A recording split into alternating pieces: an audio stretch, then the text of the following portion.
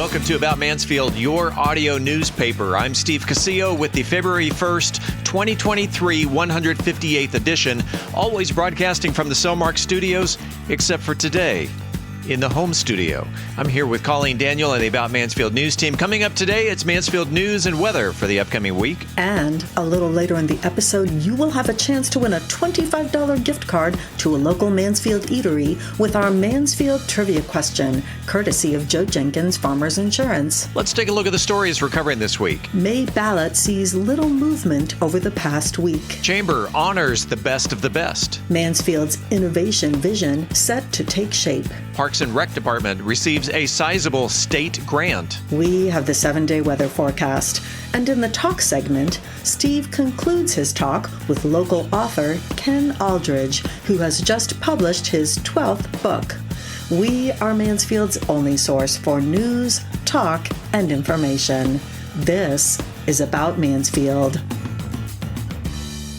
I'm Philip Washington, Chief Investment Officer of Stonehill Wealth Management and host of the Wealth Building Made Simple podcast.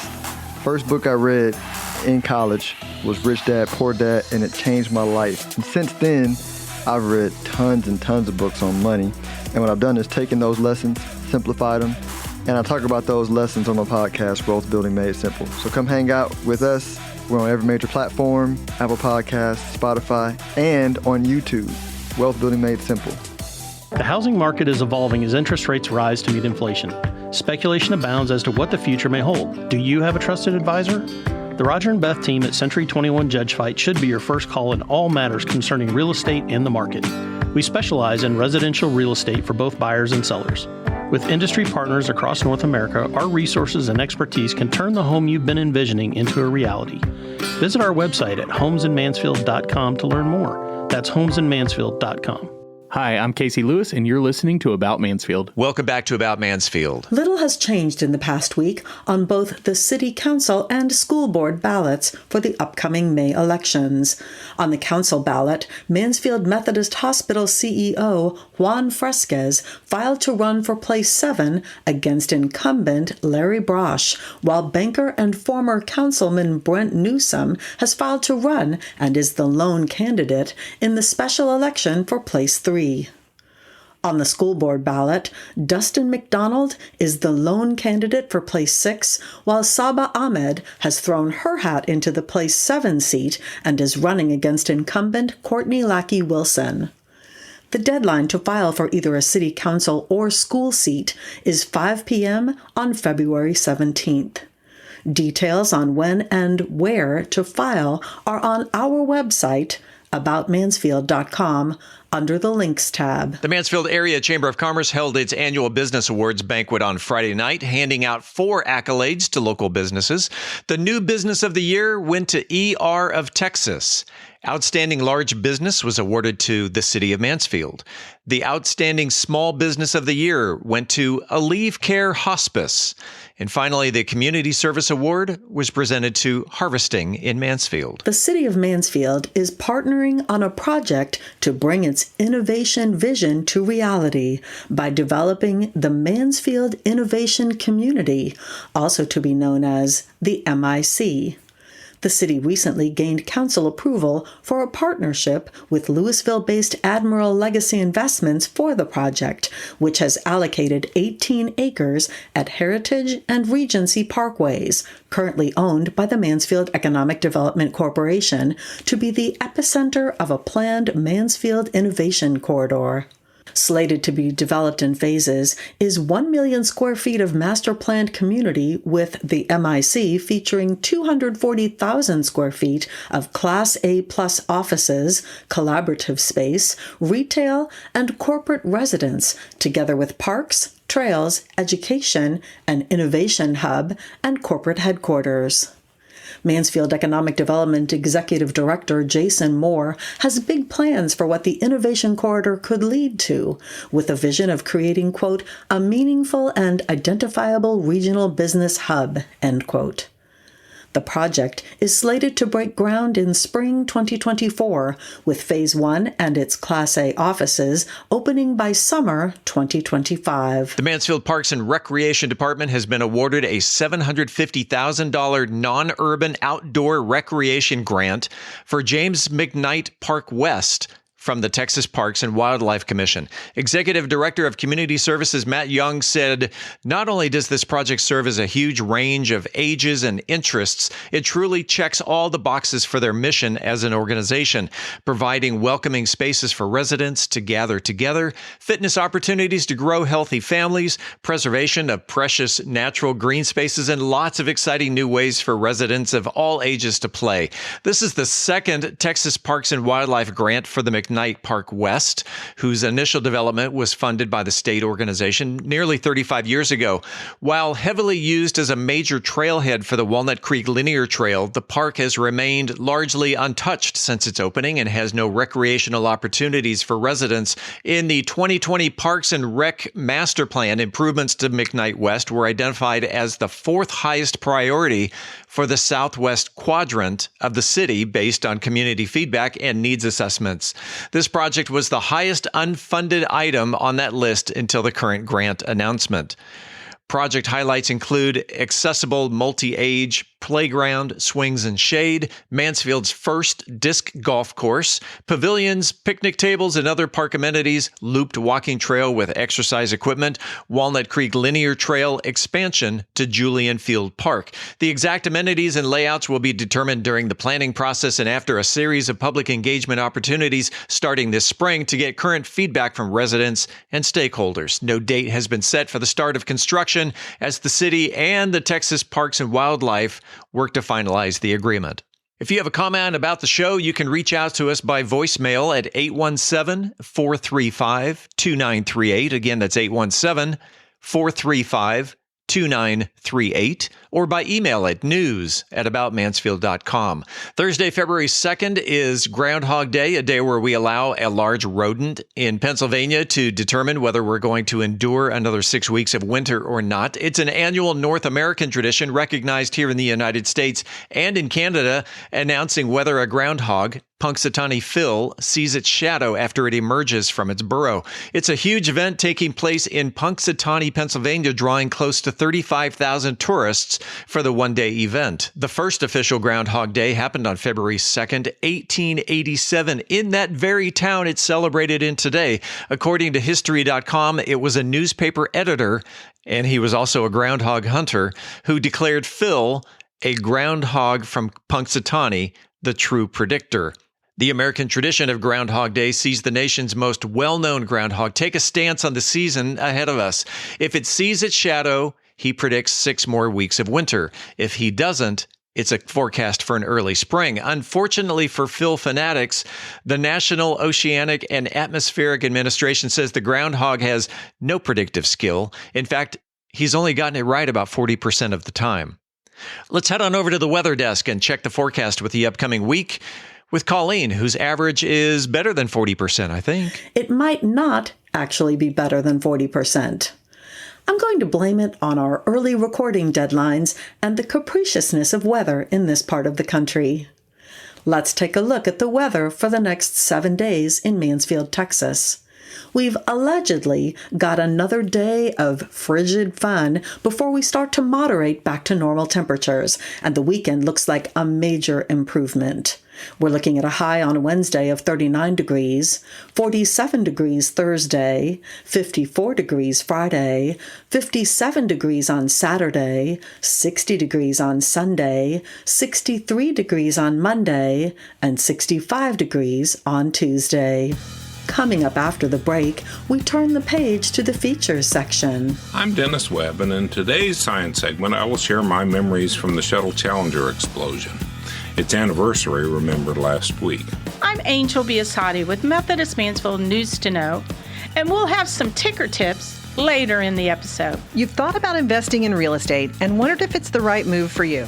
Today on the Mansfield Real Estate Report, I'm going to share why real estate as an investment, when done right, is for everyone. In this week's Cocktail of the Week segment, I'll be talking about a cocktail that will have you thinking back to your days of youth. We are Mansfield's only source for news, talk, and information.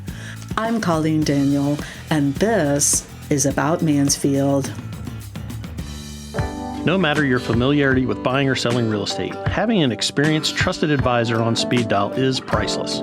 The Roger and Beth team of Century 21 Judge Fight is here to be that resource for you.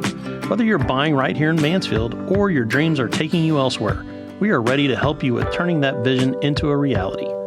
To learn more, visit our website at homesinmansfield.com. That's homesinmansfield.com. At Methodist Health System, every person we treat is a vital part of the communities we call home. Table for two. That's why we're dedicated to exceptional, innovative care. From robotic surgery and advanced oncology to helping you find a healthier path. And hold that pose. 3, 2, 1. Being there when and where our neighbors need us. The doctor will be right in. That's community, and why so many people trust Methodist. Congratulations to Lisa Harry, who was the first person to email the correct answer to last week's trivia question. What is National Texas Day? According to History.com, it was February 1st, 1861, when Texas became the 7th state to secede from the Union. Texas's move completed the first round of secession just prior to Abraham Lincoln taking office.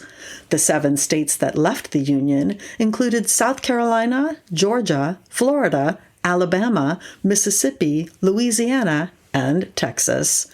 Incidentally, for those who guessed Texas Independence Day, that day falls on March 2nd. Lisa has won a $25 gift card to a local Mansfield eatery.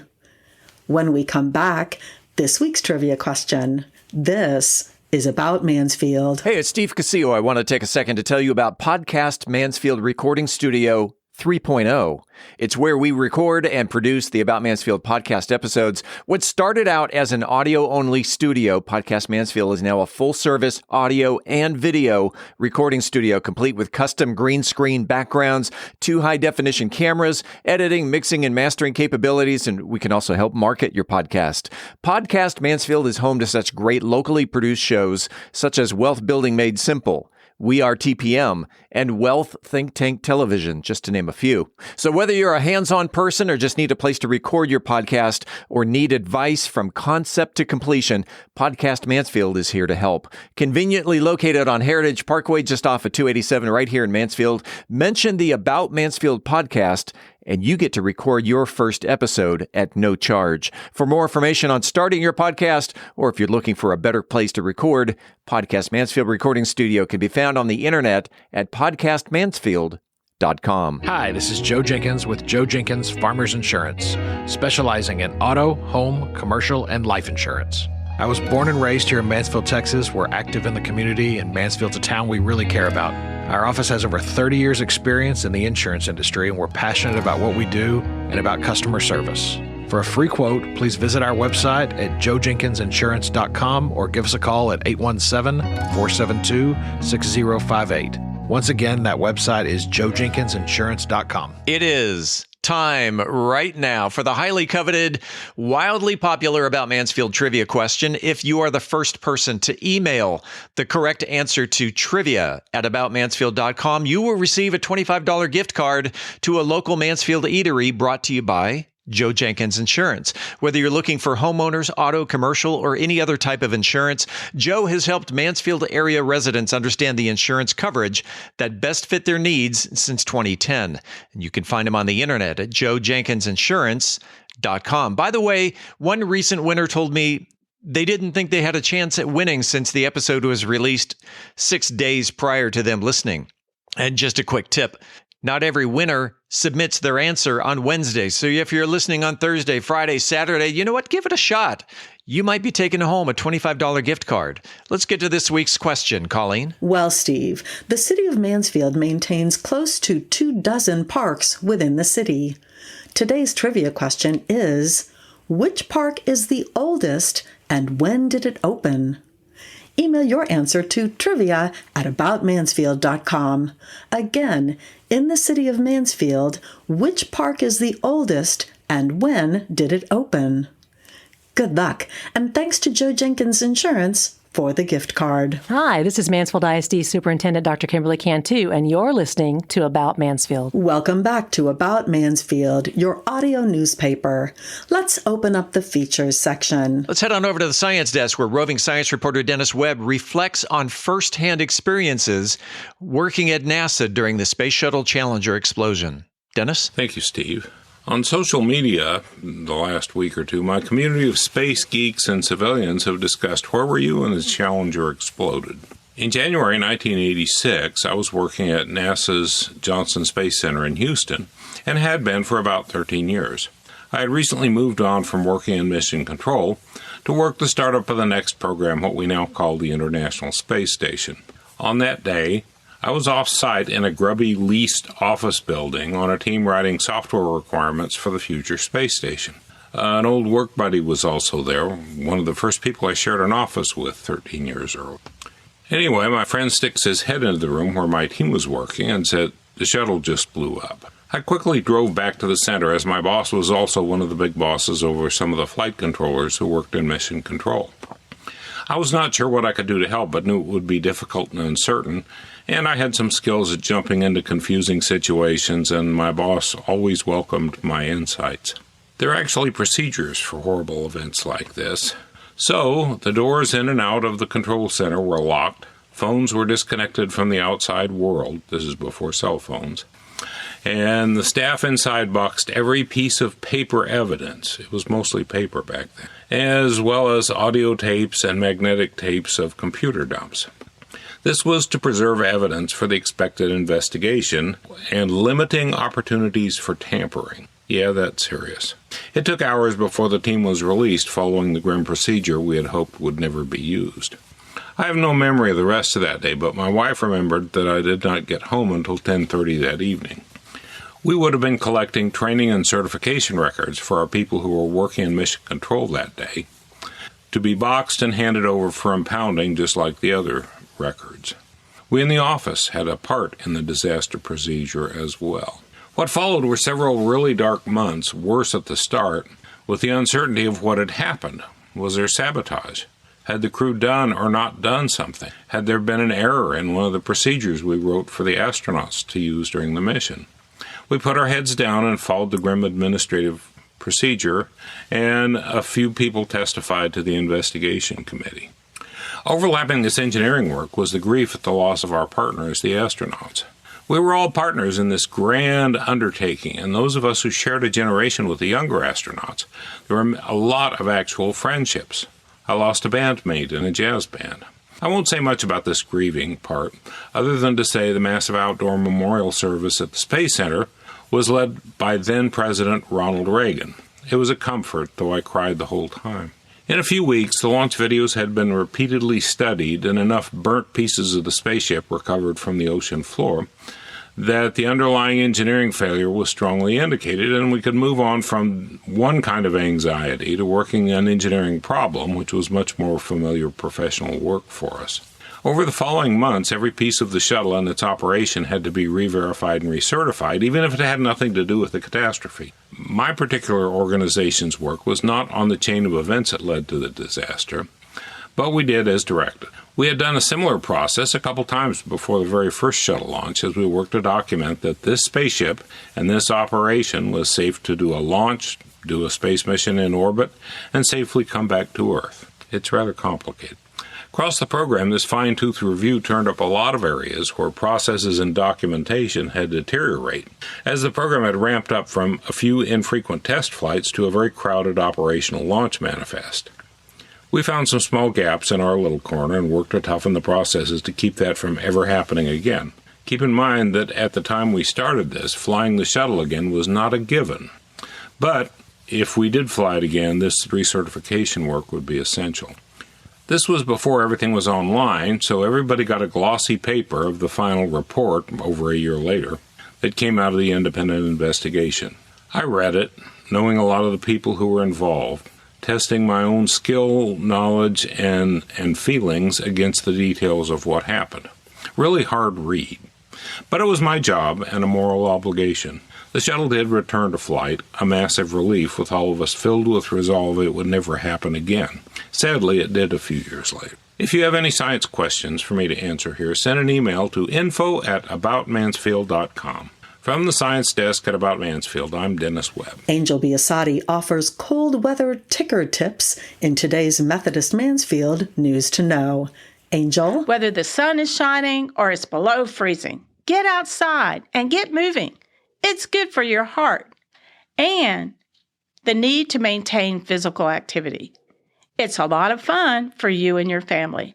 When it's extremely cold weather, the heart pumps blood harder to maintain our body warmth and causes our blood vessels to constrict. Our body is synchronized to prioritize the vital organs when exposed to below freezing temperatures.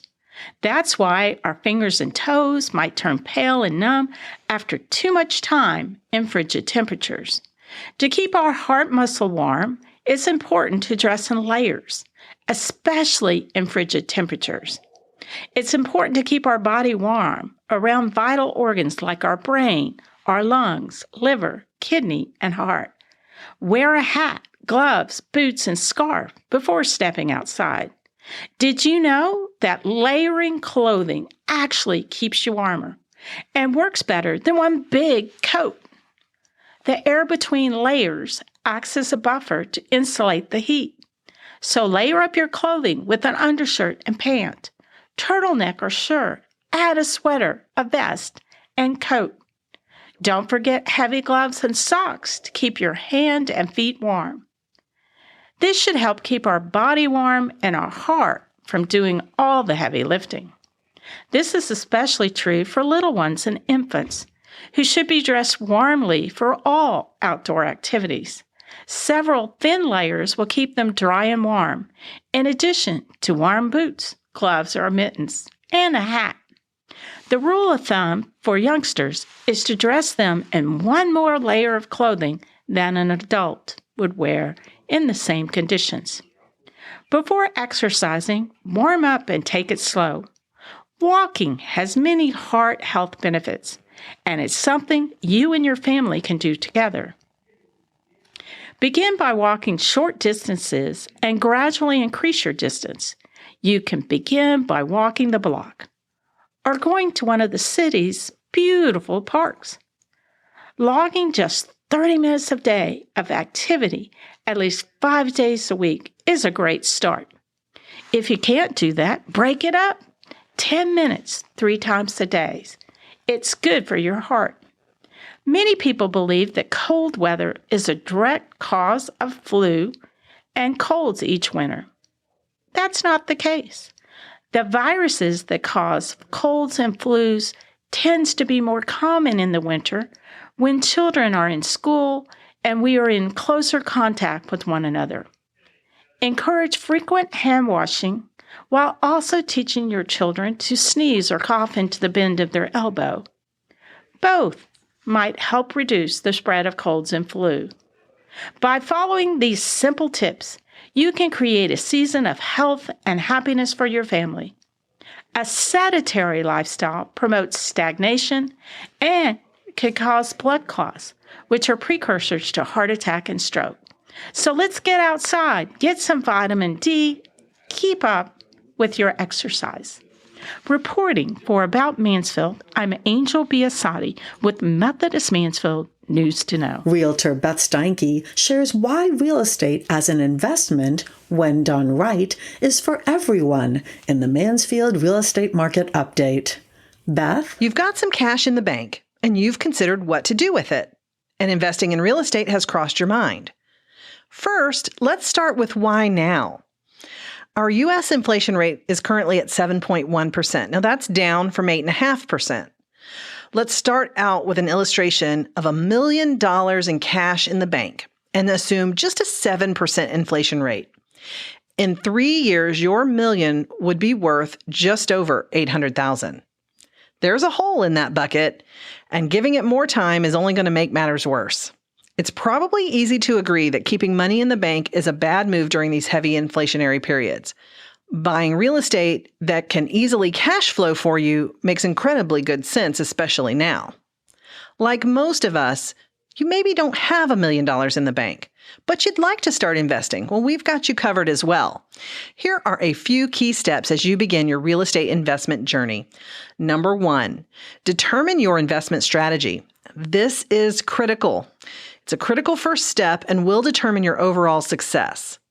You'll need to decide whether you want to invest in long-term rental properties, sometimes called buy, fix, and hold, or are you wanting to do fix and flips, or something else? Many are finding success in short-term rentals. Each strategy has its own set of risks and potential returns. Once you know what type of investor you want to be, we'll give you a clear path to run on. Number 2, understand the market. Research the area where you want to invest and become familiar with the local real estate market. This includes understanding the average home prices, rental rates, and the type of properties that are in demand.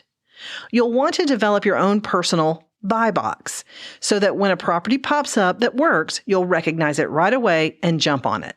Number 3, create a budget and stick to it. Make sure you have a clear understanding of your finances and project a budget that includes all of the expenses that you expect, as well as a cushion for unexpected costs. There are likely more costs involved than you've considered. Lean into your real estate buying team to provide the best guidance on what to plan for. Number 4, get your financing lined up. Will you be using traditional financing or going with an unconventional financing method? Traditional financing requires a minimum of a 20% cash down payment, though I always recommend running the numbers with a 25% down payment or use those available funds to buy down the interest rate or both, because if you're holding this for a long-term rental, it will increase your monthly cash flow. Getting your financing pre-approval squared away first allows you to be ready when the right house shows up. Number 5, be prepared for the long term. Real estate investing is not a get-rich-quick scheme. It requires patience, hard work, and a long-term commitment. If you're doing fix and flips in today's market, be prepared to hold on to your properties longer than expected in order to maximize your returns. Factor additional carrying costs into the budget. If you look at short-term rentals, do the numbers work for a long-term rental as well, just in case the municipality changes the laws cutting out the short-term rental option. I'm a huge fan of the buy and hold rental real estate investing plan, but not everyone is prepared to be a landlord. That's okay. Getting the right property management company on board can make all of the difference. We have a saying in long-term holds, never forget the 4 T's in rentals: tenants, taxes, toilets, and trash. That is to say and convey that there can be a lot of variables, but when you get the right property in your preferred buy box and the numbers work, it's magic. Number 6, seek professional advice. Now is not the time to be shy. Don't be afraid to seek advice from experienced real estate investors, real estate agents, and other professionals who can guide you through the process. Not only do we work with real estate investors of all types, we are real estate investors too, so we understand on a much deeper level how to help and support you. I believe that to have a truly diversified investment portfolio, you need the stability of real estate as part of your overall investment strategy. The how and the why may be different for you than it is for me or your friend who flips houses, but investing in real estate can be for everyone when done right. As a special thank you for the About Mansfield podcast listening audience, for the first 5 people that connect with me with a question about real estate investing, I have a very special gift for you, something that I give my brand new investors just starting out. Email your question to info@aboutmansfield.com. Now let's get to this week's Mansfield Real Estate Market Update. As of January 30th, there are 88 active and available homes in Mansfield, excluding new construction. Homes this week range from $169,000 fixer-upper, with the list topping out at $1.9 million for that 7,000 square foot home on 2.5 acres. Last week, 12 homes sold in Mansfield at an average sales price of over $565,000. Those homes were on the market for an average of 66 days, and that does include 4 new construction homes. Sales are stable, and mortgage interest rates are trending downward, bringing buyers out into the marketplace again. Send your real estate questions to me at info@aboutmansfield.com. And for the About Mansfield podcast, I'm Beth Steinke with Century 21 Judge Fight. Shaken or stirred, Either way, you know it's going to be good, as Brian Certain serves up a peanut butter delight in the cocktail of the week. Brian. This week's cocktail of the week is the Peanut Butter Cup Cocktail. Today I'm concluding my series on elevated cocktails for the new year. About 8 years ago, I made for the first time a peanut butter cup cheesecake. And while time intensive, it made a wonderful cheesecake that was a big hit. And I've made it several times since, and it's always a hit. And in that vein, when I came across this cocktail, I knew I had to make it. So this is a cocktail that calls all chocolate and peanut butter lovers. This peanut butter cup cocktail is certainly not for the faint of heart. It's surprisingly strong with a smooth, sweet flavor. The chocolate liqueur and the whole milk complement the subtle peanut butter flavor in the whiskey without overwhelming it. But whatever you do, don't skip the peanut butter and chocolate shavings on the rim. The texture and flavor on the rim helps drive home the drink's peanut butter cup theme. The real secret to this peanut butter cup cocktail is salt. Salt amplifies flavors, including sweet ones, so no need to second guess when you're looking at the ingredient list. Once you've mastered the mixology of this drink, the only thing left to do is to invite friends over for a dessert cocktail night. But don't worry, as always, I give the ingredients and instructions and post them on bourbongospel.com. This week's cocktail is the Peanut Butter Cup Cocktail. Ingredients: 2 tablespoons of creamy peanut butter, a 1/4 ounce of 60% dark chocolate bar. You're going to need ice. You're going to need about 3/4 of a cup, about 6 ounces of peanut butter whiskey, such as Screwball.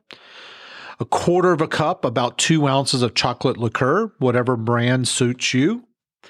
About a 1/4 of a cup of half and half. The recipe originally called for whole milk, but I found that half and half adds an extra creamy layer that really adds to this cocktail. And then 2 pinches of sea salt. Directions: put the peanut butter on a small plate, grate chocolate bar from a microplaner, and place on a second plate. Dip the rims of 2 8-ounce glasses, highball glasses, into the peanut butter and then into the chocolate shavings. Fill each glass about half full of ice. You're then going to take the Screwball whiskey, the chocolate liqueur, the half and half in salt into a cocktail shaker, fill with ice, shake vigorously for about 20 seconds, remove the lid, and pour over ice into the glasses and serve immediately. Next week, I hope to start a series on freezer door cocktails. These are cocktails that you have pre-made that you stick in the freezer ready for friends to come over and have pre-made cocktails. As always, I'm open to hear your take and your input. You can reach me at bourbongospel@gmail.com. And until Mark Twain said, too much of anything is bad, but too much whiskey is barely enough. Reporting for the About Mansfield podcast, I'm Brian Certain, and you're still not. Hi, I'm Scott Bowman, and you're listening to About Mansfield. Welcome back to About Mansfield. I'm Steve Casillo as we make the transition from news to talk. And today we finish our in-studio interview with not only a book, 12 books, author Ken Aldridge. Enjoy. Let's talk about your books. Okay. All right. You have 12 books. I'm looking at them right now on your Amazon page. The latest book is called Cold Case 82-3. First of all, what is 82-3? Is that I would assume the year 1982. 1982. The third. There were 3 cold cases in their files, and this was the number 3. There were 3 cold cases. The 12 books that you've written so far. You're smiling as if there's going to be a 13. These are the names have been changed to protect the innocent, I would assume. Yes, because there's a recurring character named Jim Travis. Yes, tell me about Jim. Jim is a former Los Angeles police officer who wanted to retire. He took a job in a small fictional Texas town I call Lake City, and I've put it sort of northeast of Dallas, but I didn't really pin it down. You know, it's close to Gun Barrel City, Wills Point, some of those towns up there. Okay. But it's a fictional town, and he goes to, his mother lives there, and there's an opening for chief of police, so he decided to apply. So my thought was, I'm going to use this fellow as kind of a hero. He kind of leads. He's got the experience, so he's got 2 young rookie officers that he works with. But I also bring in some of his problems outside of the police department, which is his love life. And interesting enough, I get a lot of people that tell me, you need to put more sex in your books, and other people say you should have less sex in your books. Well, don't listen to them and just keep doing what you're doing. But the very first book that I sat down and started writing was based on, we had a little neighbor girl. We used to spend summers up in Minnesota at an RV resort, and there was people that had a little 7-year-old girl that would come over and visit with us. She was like 7 going on 15, told us stuff I'm sure folks didn't want her to say. But anyway, but that was the inspiration for me to sit down and write a book about a little girl getting kidnapped. Triage of Troubles. Triage of Troubles. And the triage of troubles was 3 major crimes, 3 minor crimes, and 3 women after Jim Travis. I see 3 women on the cover of the book and a silhouette, presumably of Jim Travis. Describe the book. The book is about a little girl getting kidnapped, and the kidnappers eventually regret it. After I wrote the book, I had no idea how I was going to get it published, what steps to take, anything along that line. I did a lot of research. Most what I found out was you really need an agent to get a book published with a major publisher. But I we were in Barnes & Noble one pre-Christmas, right after I'd finished the book, and we were buying books for our granddaughters, and there was a lady in there signing children's books. So I went over and I started talking to her, and she said she used a publisher called Strategic Publishing out of New York City. Mm-hmm. And she said they're, fine to work with, and that she had written 2 or 3 children's books. And so I looked into that, and I ended up actually using them to publish the book. And I used their idea for the cover. All the rest of my books are either pictures that I took, or they are pictures that are published pictures outside of the public or available in the public domain. And just for the benefit of the listeners, all 12 of Ken's books are available on Amazon, and so you can just head on over there, do a search for Ken Aldridge, and all of his books will come up. And also available on Kindle for those who like to read off of a tablet. Yep. And we're talking all the way back to the very first. And what year was Triage of Troubles released? 2008. Okay. And then you've got A Murder's Shadow, the death of Elizabeth. What happened was when I did sit down and start writing, I found out that I really enjoyed it. I mean, you're basically making things up, but I really enjoyed. I enjoyed coming up with the characters that actually are all the way through my books. The cast of characters, mm-hmm. the 2 rookie police officers. Jim Travis has got a divorced wife that lives in Los Angeles, and she's in and out of some of the cases. And how did you come up with the name Jim Travis?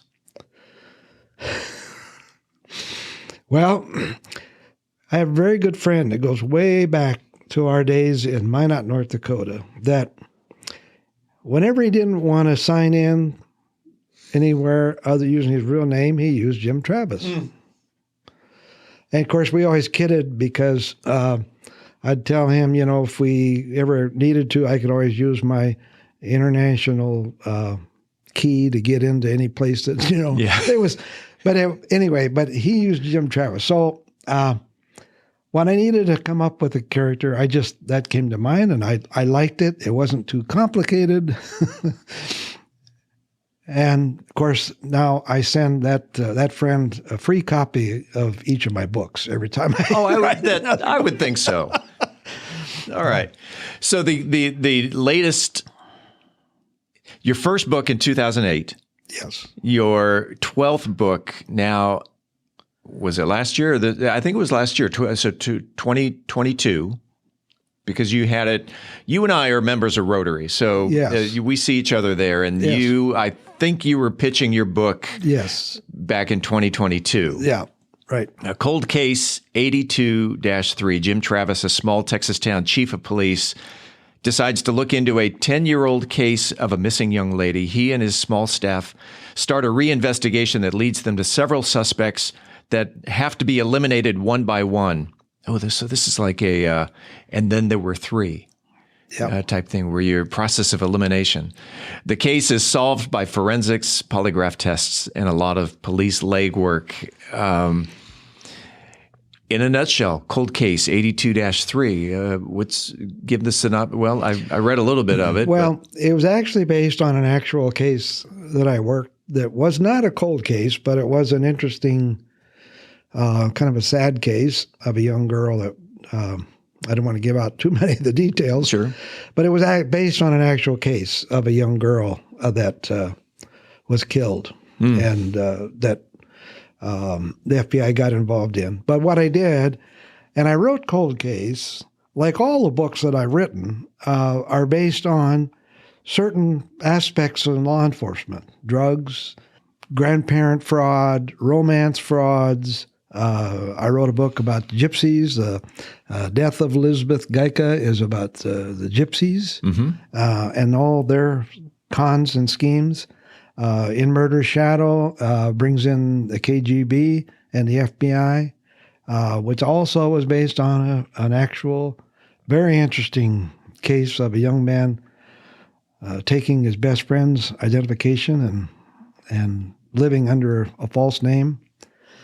But each book, I try to bring out a different aspect of crime or a law enforcement investigation. I read so much about cold cases in the last couple of years, I decided, I think I'll take – this one case I'd never written a book about, so I decided to take that and expand it into a cold case. I would like to just get back to the Triage of Troubles. I used Strategic Publishing. Yeah. They ended up charging me for everything. Charged me for the picture, charged for editing, charged for supposedly marketing, which they never did. But when after I wrote that, and I wrote the second book, Enticing Evils, I was at a book fair in Denton, and there was a lady there that had written a book, and she told me she used Amazon CreateSpace, which was a free publishing site that you could use. And I looked into it, and they're very good to work with. They don't do any marketing other than putting the book on once it's done and you've accepted it on the Amazon site, sure. Amazon Books, and then you can convert it over to Kindle if you want. The Triage of Trouble ended up costing me around $2,500 to get it published. When I went over to CreateSpace, which is now called Kindle Direct, for any of you authors out there that want to look into it, it's called Kindle Direct. It only cost me $60, and that's a copyright fee. Wow! So big difference. Big difference. And the way they do it is you can, once the book is, you've approved the book, you've sent it in, and they do a little cursory review of it, mostly for not for content, but just to make sure that there's not 2 or 3 blank pages in the middle of the book and that kind of thing. Right. they send you a proof copy, and if you prove that, then the book is made available on Amazon. And then, as an author, I can order 1 to 1,000, whatever I want. And normally, what I order is like about 75 copies of a book. Yeah. I've had to reorder several books. Seem to be more popular than others. And which is your best-selling book? I think In Murder's Shadow was the one was a best. I mean, most people seem to like that. I had to reorder that. The In Murder's Shadow, a KGB murder. So this gets international. Yes. Yeah. Yep. It does. Espionage and nationwide manhunt. At what point in your life did you realize you have a talent for writing? I started getting feedback from, and of course, I do all my own marketing. Interestingly enough, I tried to contact a bunch of libraries in the state with a postcard with hey, I'd come and talk. And I only got 1 or 2 responses back that, well, we'll think about it. So I've never had really good luck marketing other than through friends, club members, several clubs I belong to, the Rotary, people at church. So I've kind of developed a following of about 50 people that have basically, they're on my I want your next book list.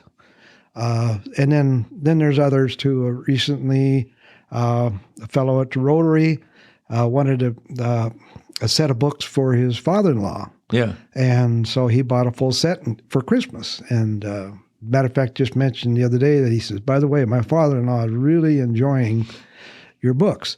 So after several books and started getting some feedback, I've gotten some nice notes from people. One of the nicest notes I got was that was a Romance Now con game. And there was a lady at church that had bought all my books.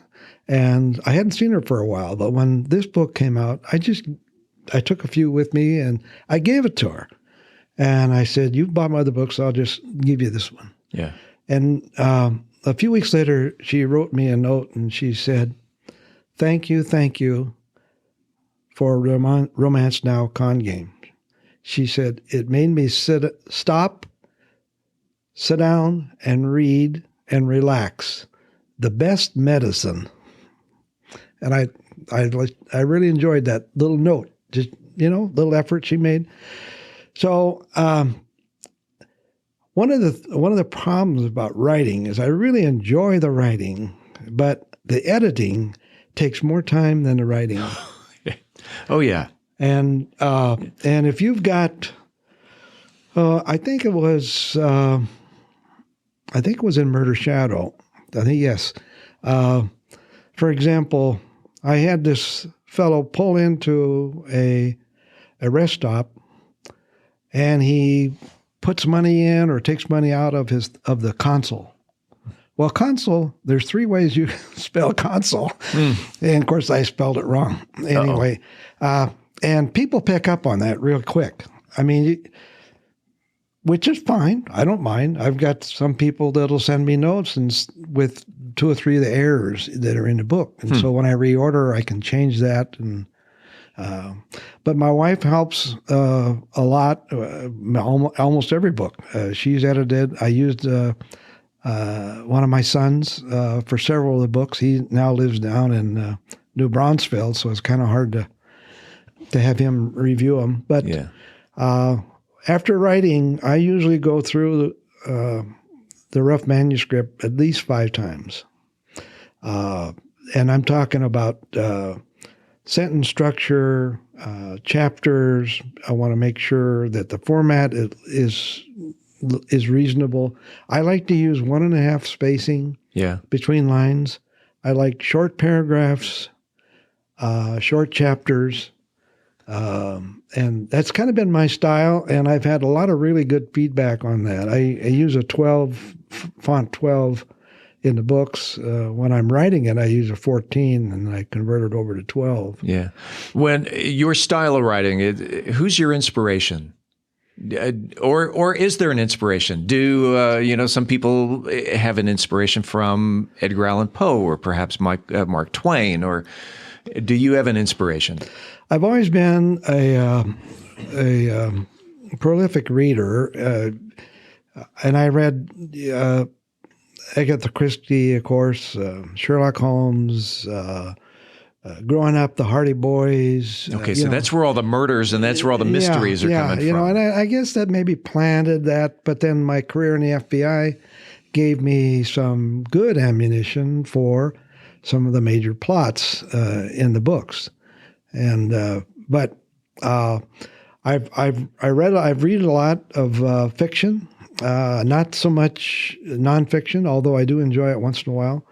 But one of my favorite books, the one I've read 3 times, is called The Gold Coast by Nelson DeMille. He's written about 10 or 12 books. I've read all of them. This one I would highly recommend to anybody because it's a fascinating book about a lawyer who has a organized crime person move in next door to him and does everything possible to get this lawyer to get involved in some of the illegal activities. It's really well written. But I've read, like I said, all of his books. But I've read, I like John Sanford. I like Robert Parker. I picked up a book by Robert Parker. And of course, he goes way back. He's written lots of police crime stuff. But it was a Western. And I thought, well, that's kind of unusual. So I picked it up and I read it, and it was a most unusual book because it was almost all dialogue. Now, I'm very sensitive to that because I don't like to use too much dialogue, but I like to have some. Yeah. But anyway, Vince Flynn is another person I read. Daniel Silva, if you like espionage kind of things, he's very good. You mentioned Westerns. Louis L'Amour on your list? I've read a couple of his. Yeah. And of course, I've got a whole set of the Zan Grey that I've never got to, but they're still there. Of your books, you've got 12 books. If one of them were to be turned into a Hollywood blockbuster movie, which book would that be, and which actor would portray Jim Travis? I guess probably in Murder's Shadow.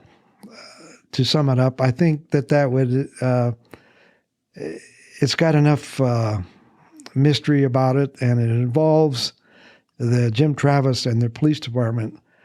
Even though it's sort of a national setting, one of the main characters ends up in Lake City and kind of holds up there, and so that's how I ended up writing about it in Lake City. This one going back to the KGB murder, the espionage, and the nationwide manhunt. It eventually winds up in Lake City. Yes. And then the last part of the question: who would portray Jim Travis in your blockbuster movie?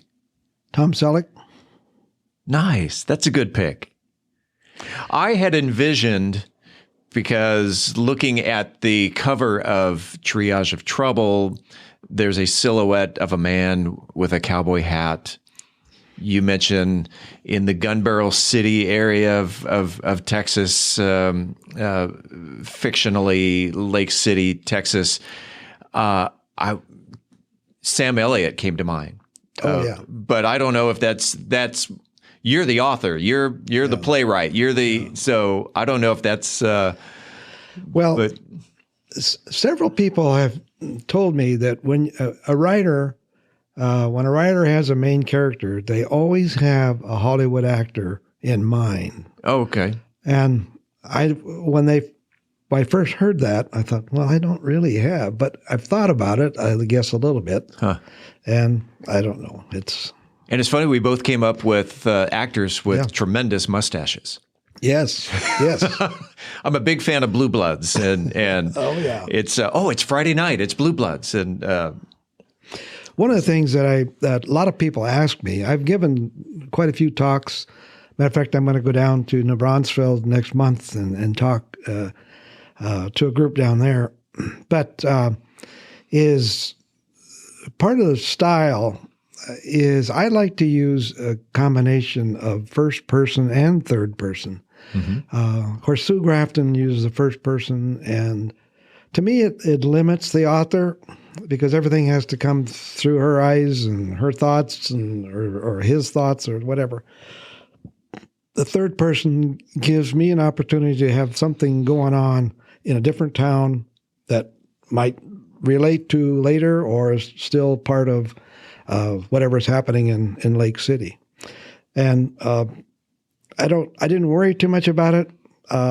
Probably really good authors would say that's a no-no, but that's my style, and I'm comfortable with it, and it gives me more latitude and to tell a story.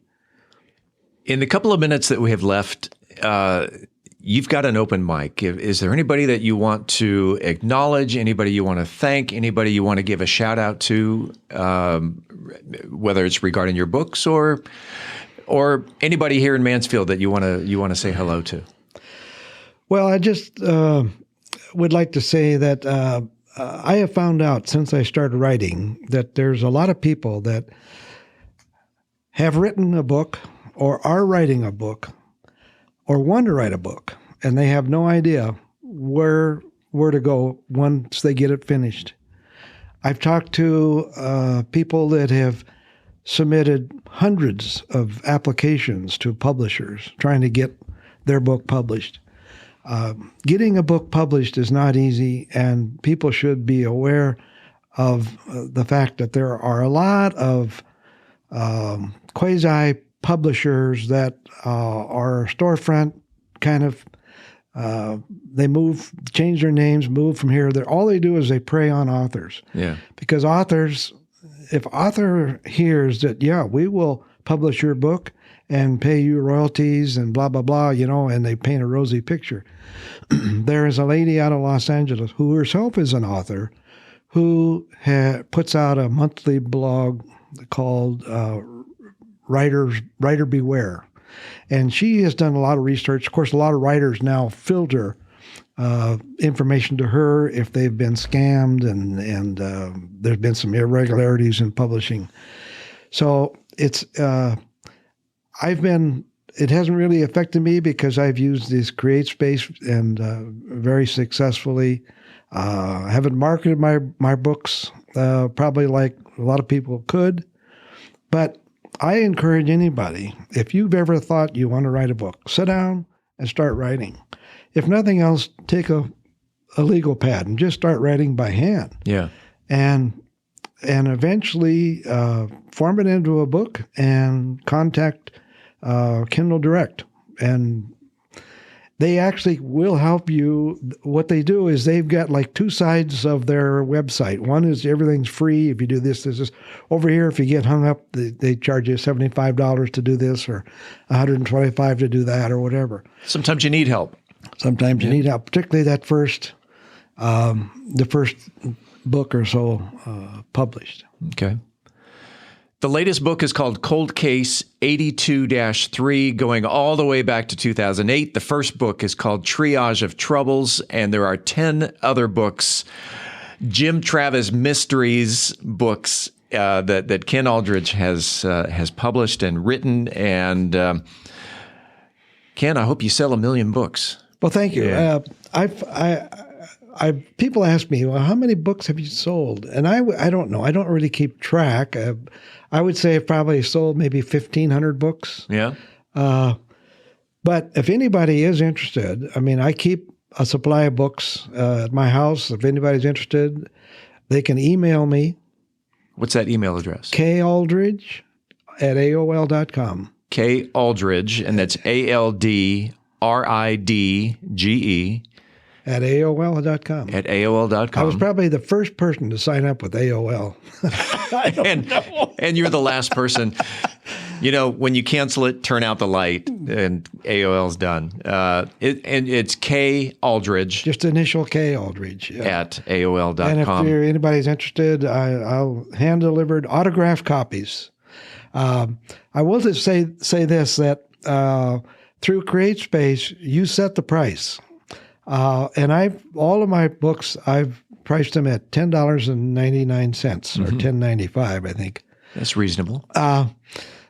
But if you order them from Amazon, you pay that price plus shipping. They don't cost me that much when I get them, so I can sell them cheaper than $10. Matter of fact, I just sold the fellow Rotary 12 copies for $80. Yeah. Which is, a bargain. Bargain, yes. And you autographed all 12 of them. I autographed, free autograph. Yeah. But it's been a great hobby. And I don't have book number 13 in mind, but already I'm starting to miss writing. So I might come up with another case and another book. Nice. Ken Aldridge, we appreciate you being on About Mansfield. And you brought a stack of your books. K Aldridge at AOL.com. Go check him out. And if anything, head on over to Amazon and at least take a look at the synopsis of one or all 12 of his books. Appreciate you being on About Mansfield. You bet. Enjoyed it. Thank you. Coming up next week on About Mansfield, we will talk in studio with yet another outstanding Mansfield resident, and you will just have to wait to find out who it is. As always, this is the place where you'll hear the latest Mansfield news, sports, and weather. Until then, don't forget to like, follow, subscribe, share, love, or support this podcast if you haven't already so you never miss an episode. It's free and it's easy. Head on over to our website, aboutmansfield.com. Right there on the homepage, enter your email address. We will never send you any spam. We promise. About Mansfield is recorded at Podcast Mansfield Recording Studio. Hosts Steve Casillo and Colleen Daniel. Moment with the Mayor feature Michael Evans. Science reporter Dennis Webb. Sports Jonathan Dodd. Methodist Mansfield News to Know Angel Biasatti. Mansfield Real Estate Market Update Beth Steinke. Cocktail of the Week, Brian Certain. Post-production editing, mixing, and mastering, Steve Casillo and Jonathan Dodd. This podcast is copyrighted by Podcast Mansfield Recording Studio for the private use of our audience. Any other use of this podcast without written consent is prohibited. We thank you all for listening on behalf of the entire news team. I'm Steve Casillo, and this